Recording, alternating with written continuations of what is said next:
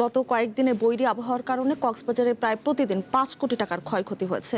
এটা আসলে অর্থনীতিতে কেমন ধরনের প্রভাব ফেলতে পারে? জি, কক্সবাজারে আসলে একটা সিজনাল যেমন ট্যুরিজম চলে এবং অফ সিজনে কিন্তু ট্যুরিস্ট যায়। কিন্তু যখন আপনার ধরেন কোনো স্টোর্ম বা সাইক্লোন বা টানা বৃষ্টি হয়, তখন পর্যটক প্রবাহটা একটু কম থাকে। এটা স্বাভাবিক। এটা শুধু বাংলাদেশে না, অন্যান্য যে দেশও, বিশেষ করে যেমন জাপানে কিংবা এবং ক্যারিবিয়ান কান্ট্রিগুলিতে কোস্টাল বেল্ট একটু যখন সাইক্লোন হয়, একটু টুরিস্ট ফ্লোটা কমে যায়। কিন্তু যখনই সাইক্লোনটা চলে যায় বা বৃষ্টি চলে যায়, কিন্তু টুরিস্ট ফ্লোটা বাড়ে।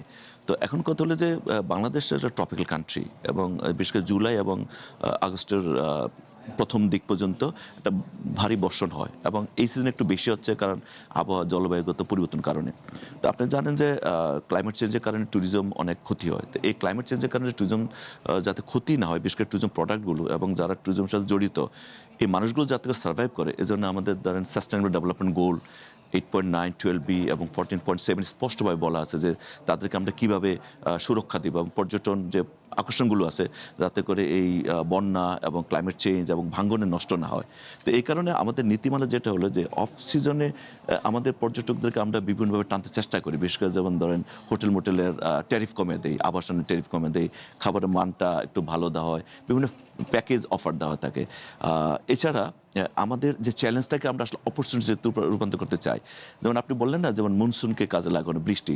যেমন কিছুদিন আগে মানে আমাদের একটা প্রকল্প চলছে নিজুম দ্বীপে, একদম নিজুম দ্বীপে, হাতি নিজুম দুই জায়গায়। নিজুম দ্বীপে ভারী বর্ষণে দেখা যাচ্ছে যে ওখানে পর্যটক আছে। জিজ্ঞেস করা হলো যে ভাই আপনি কেন আছেন? এই যে মনসুনে যে বৃষ্টি, টানা বৃষ্টি, রিমঝিম বৃষ্টি আমার পছন্দ, এবং সাগরে যে রেইনফল, এটা একটা অন্যতম অ্যাট্রাকশন আমার কাছে। তো এরকম কিছু ট্যুরিস্ট যাচ্ছে, কিন্তু সেটা অ্যাডভেঞ্চারাস ট্যুরিস্ট। কিন্তু মানে বেশি ট্যুরিস্ট যাতে যেতে পারে, কারণ আপনার কক্সবাজার অনেক অ্যাকোমোডেশন। তো আপনার যদি ডেইলি যদি 3 থেকে 4 লক্ষ পর্যটক না যায়, তাহলে কিন্তু আসলে এ টাকা আমাদের হয়, মানির সার্কুলেশন হয় না এবং ইনকাম কমে যায়। অনেক সময় যে সিজনাল যেসব ট্যুরিজম সার্ভিস প্রোভাইডার, তারাও বসে যায়। তো এখানে তাদেরকে আমাদের জেলা প্রশাসনের মাধ্যমে আমাদের বলেছে তাদেরকে সুরক্ষা, অর্থাৎ যারা সার্ভাইভ করে অন্য অল্টারনেটিভ ওয়েতে, যেমন সেই সময় আমাদের বিভিন্ন অ্যাওয়ারনেস প্রোগ্রাম চলে।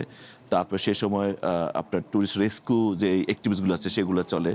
তারপরে হোটেল মোটেলগুলোতে তারা ইন হাউস বিভিন্ন ধরনের সেবা যাতে দিতে পারে, এবং যারা ট্যুরিস্ট যায় তাদেরকে যেমন তাদের একটু লেংথ অফ স্টেটা বাড়িয়ে দেয়। যেমন ধরেন শীতকালে 3 রাত 4 দিন থাকে, মনসুনে যাতে করে তারা 2 দিন 2 রাত 3 দিন থাকলেও তাদের সেবাটা একটু বাড়ানো যায়।